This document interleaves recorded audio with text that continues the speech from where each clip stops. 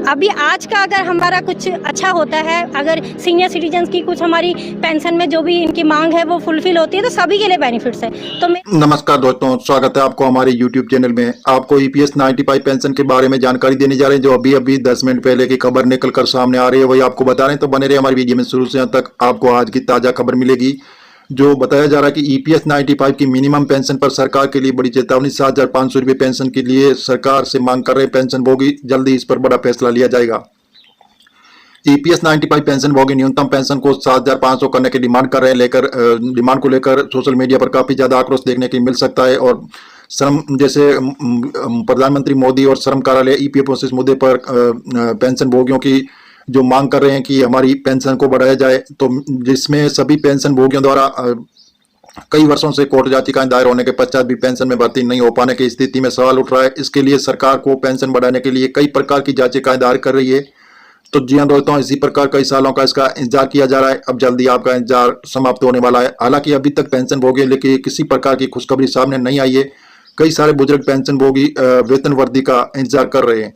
तो वेतन पर पेंशन वृद्धि की मांग को लेकर पेंशन धारकों में गुस्सा इतना बढ़ चुका है कि उन्होंने मुद्दे पर सदन में बार बार उठाया है। लेकिन इसके अलावा पेंशन भोगियों की पेंशन वृद्धि के संबंध में और फिर से इसका जैसे मुद्दा गरमाया हुआ है, विचार किया जा रहा है। तो प्रतिक्रिया क्यों नहीं की, सबसे बड़ा सवाल उठ रहा है कि पेंशन भोगी सरकार EPF पर जैसे वह केवल लाभ के लिए कार्य कर रहे हैं, तो पेंशन भोगियों की समस्या को अनदेखा का विचार किया जा रहा है। तो इस प्रकार सभी पेंशन भोगी कर्मचारी EPF से पैसा लेने का वादा कर रहे हैं। सरकार की आवश्यकता पूरी हो रही है, तो लेकिन कर्मचारियों को उसका लाभ पेंशन के रूप में हर महीने प्राप्त नहीं हो पा रहा है।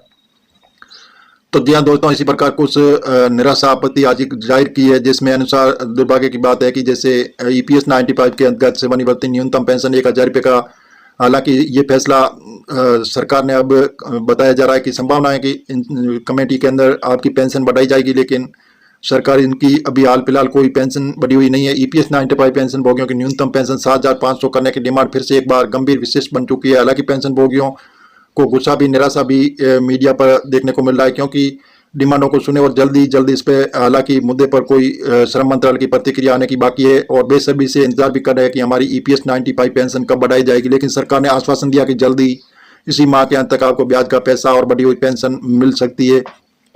तो जी हाँ दोस्तों, इसी प्रकार सरकार आपके लिए बहुत ही अच्छा प्लान बना रही है, जिससे अब जल्दी आपको पेंशन, बढ़ी हुई पेंशन और बढ़ा हुआ ब्याज आपके अकाउंट में जमा हो सकता है।